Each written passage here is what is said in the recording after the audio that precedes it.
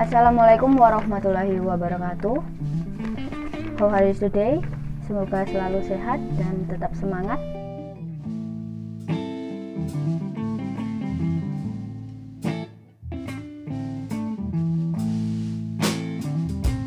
Di sini kami akan menjelaskan, mempresentasikan hasil diskusi kami mengenai analisa sebuah artikel yang berjudul How COVID-19 Contributes to a Long-Term Boost in Remote Working.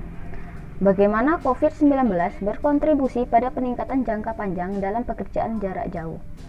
Baiklah, langsung saja. Yang pertama mengenai topik yang akan dijelaskan oleh Saudara Bisri. Kepada Saudara Bisri dipersilakan. Okay, thank you Mbak Fitri. Before I explain about the topic, I will introduce myself. My name is Bisri Abdurrahman. I have last name Tri.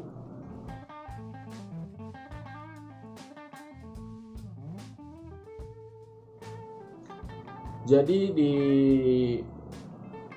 penjelasan dari saya itu mengenai tentang how to find the topic of the paragraph. Menurut kelompok kami, itu ada 3 cara mengenai tentang bagaimana kita menemukan topik pada sebuah artikel atau sebuah paragraf. Yang pertama itu dengan membaca keseluruhan paragraf. Terus yang kedua itu dengan menentukan ide utama, main idea dari setiap paragrafnya. Terus yang ketiga, biasanya topik itu berasal atau berawal dari paragraf pertama. Nah, kebetulan pada artikel saya ini itu topiknya itu berada di bagian awal paragraf, yang mana itu adalah the people working from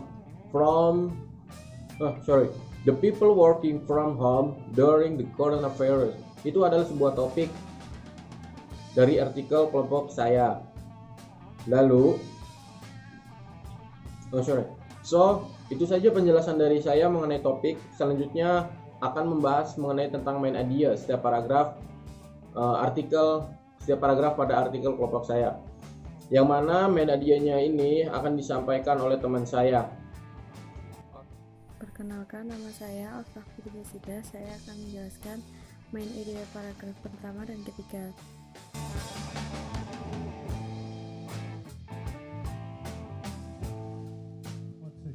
Pada artikel tersebut, bagian paragraf 1 ini main idea terdapat di awal paragraf, yaitu the number of people working from home in Switzerland has doubled during the coronavirus crisis. Kalimat tersebut menyebutkan jumlah orang yang bekerja di rumah meningkat 2 kali lipat selama krisis virus corona, di mana pada kalimat selanjutnya menjelaskan juga the pandemic is likely to cause a permanent increase in remote working even after the crisis.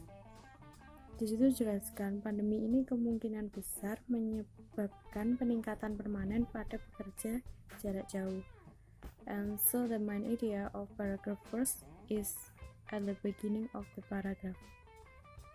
Okay, introduce me, Munfarinda from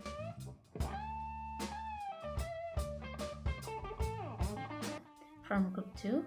Here I will continue to provide information about the main idea from paragraph 2. From this second paragraph, we can find that the main idea is located in the end of the sentence. So, after reading and understanding the paragraph, we know that the main idea in the second paragraph is the trend toward more flexible workplace models accelerated by the coronavirus crisis. Because of the readings as generally summary, the main idea sentence. Jadi pada paragraf kedua ini, main idenya terletak pada kalimat terakhir, yakni tren ke arah model tempat kerja yang lebih fleksibel yang dipercepat oleh krisis virus corona. Di paragraf kedua ini awalnya kerja di rumah itu menjadi sebuah tren dan belum banyak orang yang melakukannya. Akan tetapi pada krisis virus corona ini mempercepat dan memperbanyak dan lebih banyak orang melakukan kerja dari rumah. Mungkin itu dari paragraf kedua. Selanjutnya, untuk paragraf selanjutnya akan disampaikan oleh teman saya. Paragraf ketiga, main idea terletak di awal paragraf, yaitu it would seem probable that for some people, working from home can be more productive than working in an office. Pada kalimat tersebut menjelaskan sebagian orang lebih produktif bekerja di rumah daripada bekerja di kantor. And then next sentence, depending on the text, we can get things done more efficiently. We do not find ourselves in a nice office. Di kalimat berikutnya pun dijelaskan mereka dapat menyelesaikan berbagai hal dengan lebih efisien saat tidak berada di kantor. Lalu diperkuat dengan data yang menyebutkan 70 responden menyatakan lebih sama efisiennya bekerja di rumah. So the main idea of paragraph 3 is at the beginning of the paragraph. Okay, next, the main idea of paragraph 4 and 5. Paragraph 4 terletak pada kalimat kedua, yaitu unsur precisely.